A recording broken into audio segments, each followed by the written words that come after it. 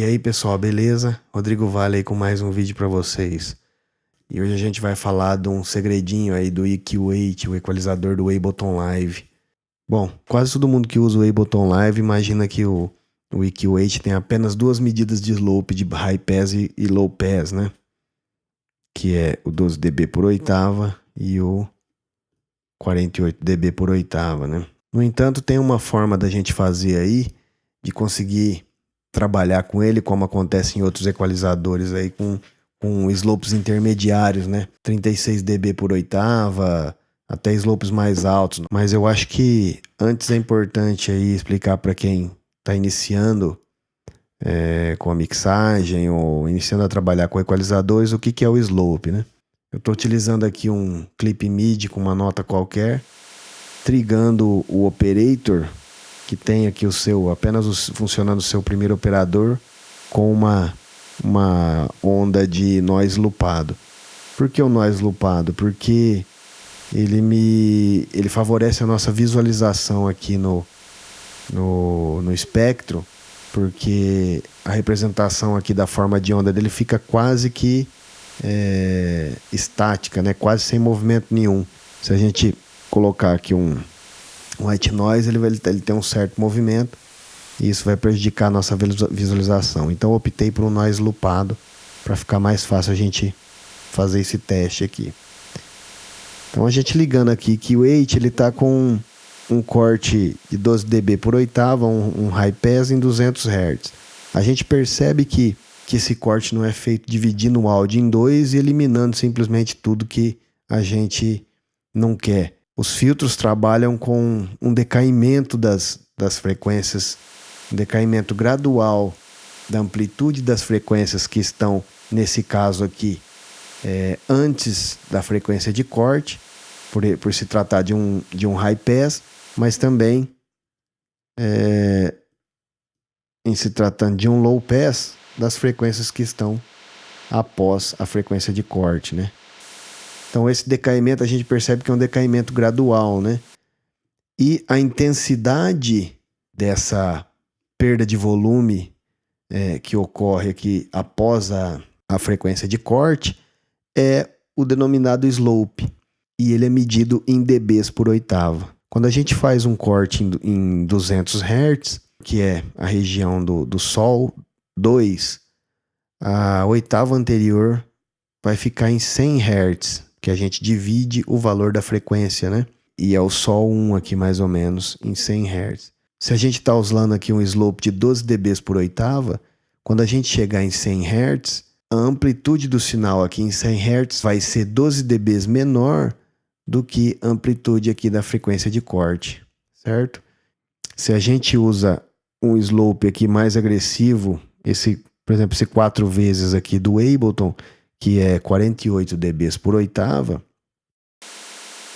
a gente já percebe aqui que o decaimento é bem maior do que o anterior, né? Porque ele vai chegar aqui em 100 Hz na oitava anterior, 48 dBs, com amplitude 48 dBs menor do que a amplitude aqui na frequência original, na frequência de corte, certo? Então esse é o slope. Então tá bom, a gente percebe aqui que o EQ8 tem aqui nas opções de curvas de corte o 12 dB por oitava e o 48 dB por oitava, né? Mas tem uma maneira que a gente pode utilizar para fazer com que a gente encontre slopes intermediários também no EQ8. E nem é uma coisa tão escondida assim, é só a gente usar um pouco da lógica. Todas as bandas de frequência do EQ8, elas têm disponíveis todas as curvas de corte de frequência, né? Todas elas têm as mesmas opções. Então o que a gente pode fazer aqui?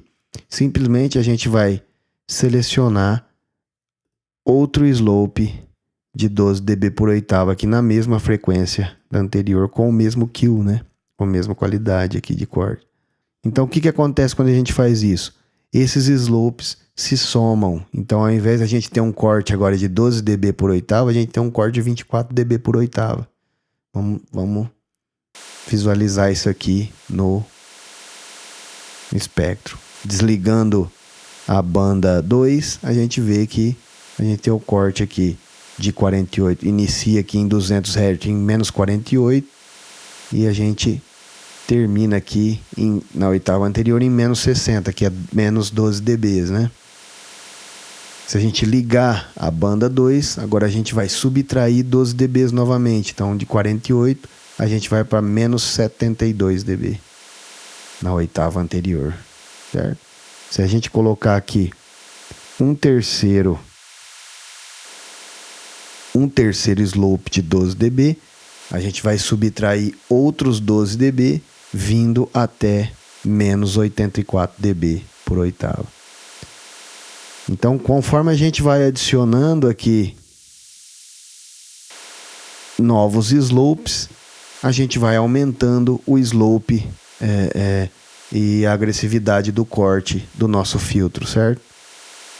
E a gente pode chegar até o máximo ali, nesse equalizador, em 96 dB por oitava, que se a gente colocar as 8 bandas de frequência com esse corte de 12 dB por oitava na mesma frequência de 200 Hz.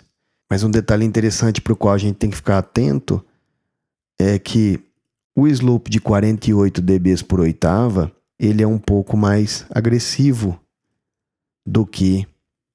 Deixa eu duplicar aqui o equalizador para a gente demonstrar isso aí certinho, né? Do que essa simulação que a gente faz aqui com a somatória dos slopes de 12 dB.